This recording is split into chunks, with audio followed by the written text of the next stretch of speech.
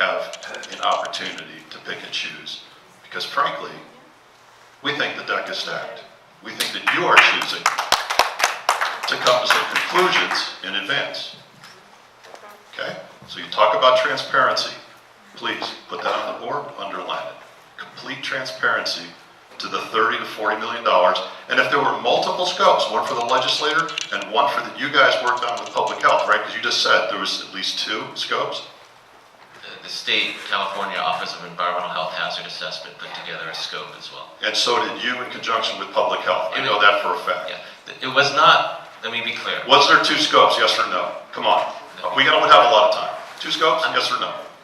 It was not a very specific scope. It was an outline because we need to leave that up to researchers when we go out for a bid on something to fill in all the details. So it's a very rough idea of getting a very rough cost. And what it was looking at was things like the BP ARCO settlement and some other similar things that cost similar amounts of money. And so it was very rough looking at those other scopes and saying if we did something similar to that, it would probably cost. You never intended to do a $30 million study, did you, Doctor? Did you, representative from Aqmd? Did you ever intend to spend $30 million? Yes or no? If that money was available to us, that's the study that would be done. But it wasn't. It's not the Okay, moving on, because that's ridiculous. Thank you for putting it on the board. We expect as a community to help you answer the question that you asked of us, to be constructive and offer you feedback on what we want. Show us the detail that expert panels put together to understand how to evaluate the disaster that happened. And that's fair. Okay, would you, Doctor, would you agree that trying to track down the epidemiology effects of the odorant alone is too narrow of a focus? Would you agree to that statement? I'm asking the doctor. So the short answer is yes, it is too narrow, but that's absolutely not the only thing that we are suggesting that we do. Great. So there were hundreds of chemicals that were used up in that field, correct? You've sampled, you've seen it in the air samples. You've seen benzene and other things. You know there's multiple chemicals, correct? Yes, that's right. But then you also have a bunch of chemicals that are unknown, correct? Doctor? I have a PhD also, so you can call us both doctor. Neither of us are medical doctors. PhD in what? In environmental engineering and science from Caltech. I studied air pollution my whole life. So we know what we measured. We don't know what's unknown because we didn't see it. We measured all the air toxics that we know are the typical air toxics you would see in an urban area. That's what we know how to measure. We measured on-site, we measured in the community. You're aware of all those results. I don't need to go into the results. What we measured does not explain the health symptoms. We all acknowledge that. Could there be something else? We don't know. The mercaptans is an unknown. We mentioned that because we measured mercaptans. We know mercaptans were there, and the health effects are uncertain on that. So that's one area we can look at. We measured, everything we measured on site, the benzene, the toluene. Those types are air toxics. We measured them on site. We measured them at the well. We measured the gas coming out of the well. And we measured them in the community. And with a few, on a couple days, they were elevated in the community, but longer term, they were pretty similar to what you expect in background of the basin. Those are the results. Those are not. And we measured metals. We did measure metals. Did you measure metals in the dust? Did you measure benzene in the dust? We had air samples of metals, but then there was a lot of other samples that were done by other agencies in terms of the wipe samples and in the homes. By the way, we're very familiar with that study. We know how flawed it was. Like I said, it wasn't us that did that. We generally only deal with what's in the air. It happened on your watch, sir. Well, we have no control over what other agencies do, just like other agencies. But yet you're asking us to trust you as you partner with these other agencies. Do you see the dilemma here? I understand everyone's frustration completely. I'm not sure you do. No, you don't. You No. do not even come close. You're frustrated this evening. That's not true at all. Okay. Well, you know what? This I'll give you the benefit of the doubt. Maybe you're a little more frustrated than what we see tonight. If you try living 6 months in a home that's not yours, and you bring your family and your dog, and you watch your dog get stressed out. You take the stress from your wife. It's a little bit different, sir. Okay. So let's. You guys want to reiterate the mission statement? Go ahead, please. Why not? It was read enough tonight. I'm not cutting you off. I'm just giving you the gentle reminder. Thank you. Thank you. I appreciate your honest responses. So your mission statement says look out for everybody, right? You know, protect our health. So I will not, and I can tell the rest of this community, will not accept this budget constraint. For a very simple reason. Your attorneys were not acting on the best interests of this community. You were not. Would you agree that $1 million is not in the best interest of this community relative to the largest U.S. blowout? Would you agree that that is, you've already said it, but go ahead and, it's $1 million doesn't really do justice to the disaster. We've acknowledged that there's a lot more work that can be done in the health study than can be covered with $1 million. That's absolutely true. Okay. Thank you for agreeing to that. So, if your mission statement is not fulfilled because of either incompetence or negligence on the behalf of your governing board or their attorneys, is not our problem. It is yours. And you guys should be sued because a criminal act took place, in my opinion. And we all get to pick who we work for. And I hopefully will take copious notes, take it back to your bosses. Because what happened here is nothing less than criminal. And you're admitting that your governing board is in total underpreparement to deal with this issue. It's inexcusable. And coming here and saying, oh, sorry, it's out of our control. We only have $1 million, and let's make the best of it. Bullshit. We're mad. We've been violated. There's criminal activity here, and I hope we get to it one day. All right. Let me ask another question, because you want this constructive. And think about for the future. You both are PhDs. Think about for the future. Next blowout. In your opinion, and you know this is good that it's recorded, so I'll remember the answers later. In your opinion, would it have been wise to capture the residents in the community and examine their toxicology during and shortly after the blowout? In your opinion, for the future, would that be a recommendation?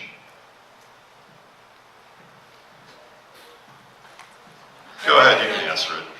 I mean, obviously that's a data gap that we have, and if it was done at the time, that's not something our agency does. We don't. I'm asking you as a PhD who studied air pollution his entire life, would that be of value to you as a curious person, or else you never would have gotten a PhD? Yes or no? It would be definitely be useful information in the work we're trying to do now. I would agree. Your partner chose not to do that. Your partner, Public Health, sent out a written correspondence to every physician in the area. Do not test for toxicology. Yeah. Yes. But you want us to trust you. You want us to align with you. You want us to be okay with how you partner with Public Health. And I know Katie. Okay? I'm not pulling any punches. I've told her the same thing. Am I doing okay? Yes. Yes. Take your time. Thank you. I really appreciate that, everybody. So you want to do some modeling, correct? Some disbursement modeling. That's one option. One option. Discussed, right? So you get an idea to the best we can. It's never perfect modeling to see what each area, Porter Ranch and other areas, was exposed to in terms of the leak. That would not give you health outcome data. That would not tell you anything, but it could be a start towards a larger study that can use that exposure modeling to do some more epidemiology. So you understand the footprint, the scope, the impactment of the area. You can try that. Yeah. Right, again, looking out for the best interests of the constituents and people that your mission statement says to protect. So that would be good information to have, and it's in your proposal. It's one option or proposal. Like we're getting feedback tonight. Right, it is, right, you're suggesting it, looking for feedback, which is great. I get that. So what What if I were to tell you that your partner has already done this study, has already done a wind study, has already done a footprint study, but they're sitting on it? You aware of that they're sitting on it? It was already brought up earlier.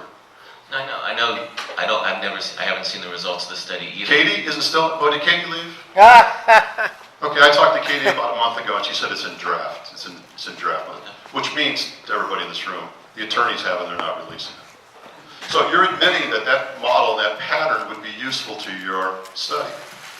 Well, it's already been started, but yet you want to pay for it again and use our money inefficiently. There's no way for me to assess how that study was done or whether it's useful because I haven't seen it. Neither is anybody else. But you're aware of it. I'm aware there was something done with UCLA and County Public Health. That's about all I know. Good, so you know it was done from UCLA. By the way, that's as much as we know too. And that's completely unfair. Okay. That's not being I'm transparent. going to be fair too. I do know a little bit more. I know that there were some mentioned earlier. I think you all know that he found some particle levels that were of concern to the researcher. But beyond that, I don't know exactly what the scope of the study is, what type of exposure assessment he was doing. If they're your partner, shouldn't you know that? So you don't be redundant and put it in your budget again. Well, I mean, the county was part of, this group we put together to help us scope out the study through this whole process. So if they had any concerns about repetition or anything, we didn't hear that from them. Are we concerned about repetition and spending twice? Hell yeah.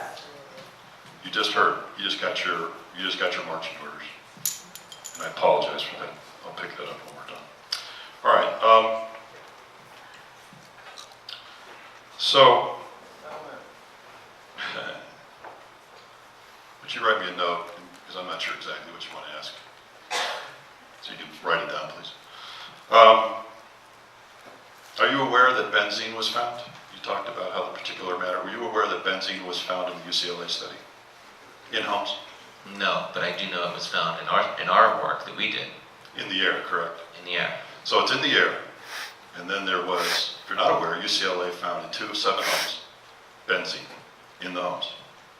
Yet your partner, Public Health, lied to us and said there's nothing in the homes to be worried about.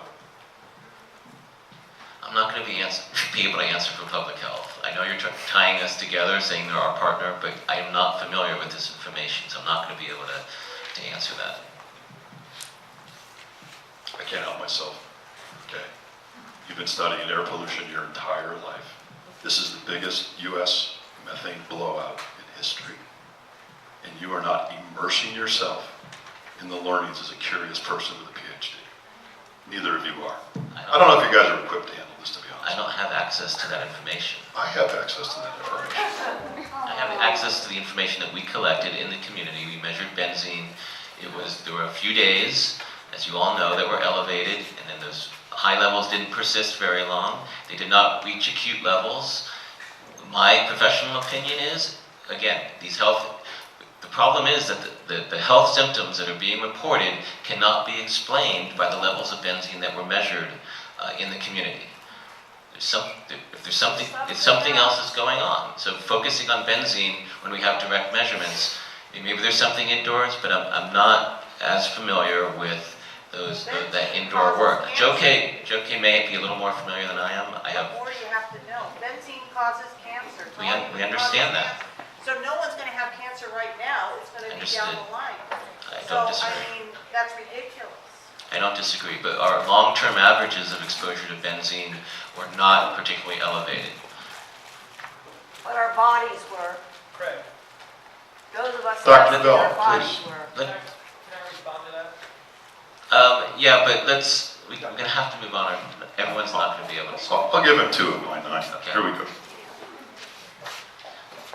So if the benzene was discovered, are there other chemicals that were released at the same time that the body might not be able to function at the levels that's stated in the literature for benzene toxicity by the EPA, either the chronic level, the 8-hour level, or the acute toxic level for 1 hour?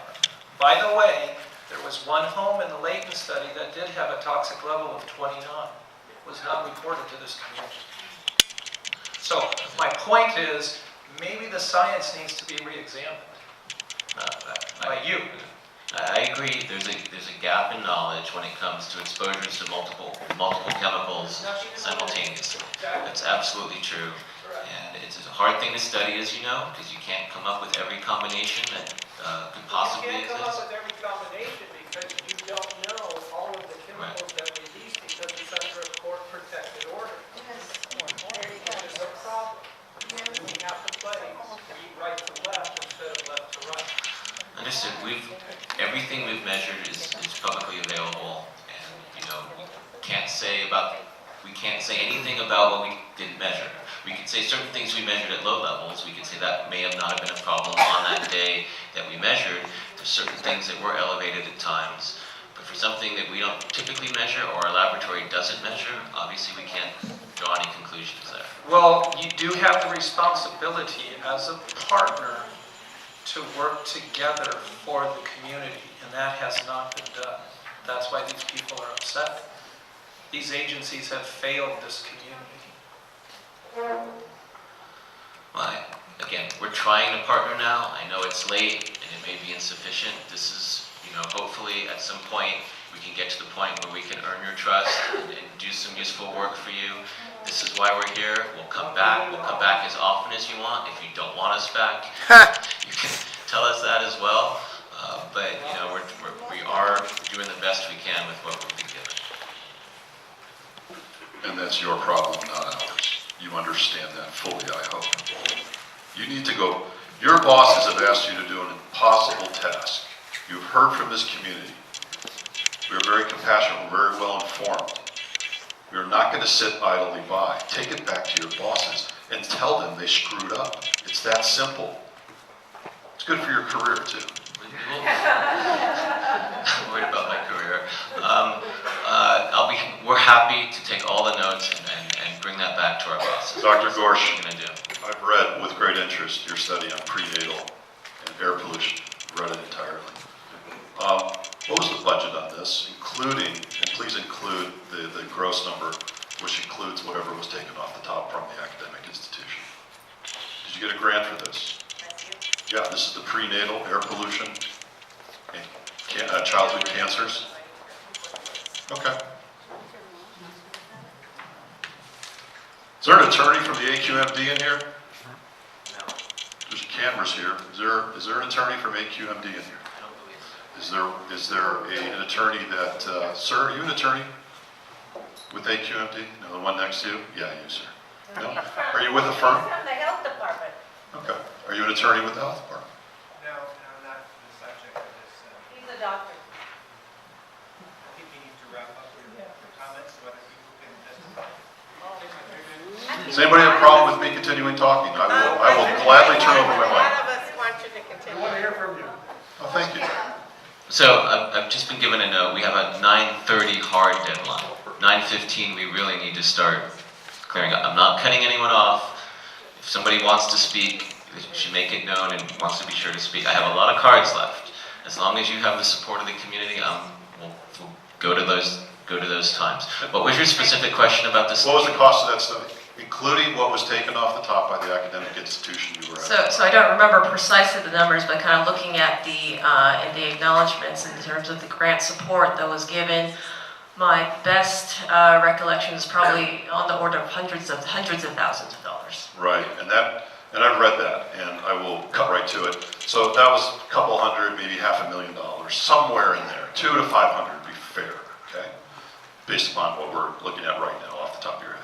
So that also, in looking at it, and I did read it in detail, used secondary data, nothing primary at all. In other words, you took data that existed in databases elsewhere and brought it into statistical analysis tools, pumped it out, and did all the statistical modeling. And that study cost somewhere in the neighborhood of $300,000-$400,000. Yet it had no primary research. This is your own study. I bring this up because how are you going to do primary and secondary research to an adequate level to address the concerns here of this community with only $1 million? Your own study, secondary data only, about a third of the cost. Sure, so absolutely. So secondary data analysis is obviously cheaper to do than primary data collection.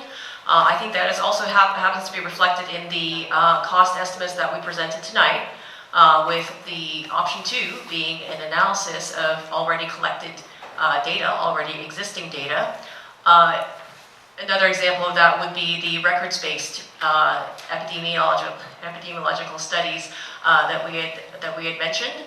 So both the public data and also potentially from a private provider. All of that represents secondary data and could be done, certainly much cheaper than going out and doing primary data collection. The option 1, the $1 million budget option, would constitute primary data collection. Right. And again, also, obviously reflected in that budget. What sample size would you say, as a professional, would be adequate to do an appropriate study? What sample of the population, what percentage? It depends on an adequate study for what? To understand what ails us, to understand what could be killing us, to understand what the potential cancer risks are down the road. All the logical questions that you would want to know if you lived in this community. So generally speaking, when health studies are done, we do have to look at some specific parameters in terms of what health conditions are being looked at. If it's going to be a, broad scope study, obviously the broader it gets, the more expensive it gets. I can't put a dollar amount on it because it's just no sample conjecture size. about how broad it would be. Sample size. What percentage of the population would you like to sample to get a realistic understanding of the health impacts, the epidemiology? So again, sample size depends largely on what you are looking at. If you're looking at a fairly common condition, so for example, studies of asthma that have been done in children. Asthma is actually a fairly common diagnosis, a very common condition in children. A relatively small sample size can effectively study that kind of condition. If you're looking at a very rare condition, then you have to look at it prospectively. So basically, like in a case of a follow-up study, you do need a large sample size. So a very rare condition, could be something that happens only in 1% of the population. That sort of condition, right? Normally, you don't study that in a cohort study. You usually study that looking backwards, and in that case, you can really effectively shrink your sample size and still get the statistical power to be able to do an effective study. So if you have rare forms of disease, you need a larger sample to confirm, correct? Is that what I just heard? So if you have a rare disease and you study it in a prospective study, you do need a large sample size, and so that is why rare diseases are typically studied in a different way, looking backwards. We have many rare diseases in this community. My family has one of them, 1%, 1%. So that's a good suggestion. It's not necessarily part of our scope. But if there were some conditions that are recurring in this community that are very untypical, and we've heard a couple, that could be something we scope out in looking at probably a smaller sample size and maybe even a lower cost study. But that may take up quite a bit of the money. There's not going to be much left for other types of health outcomes. Go get the money and quit hiding behind a $1 million settlement that was aligned with no one else but the gas company.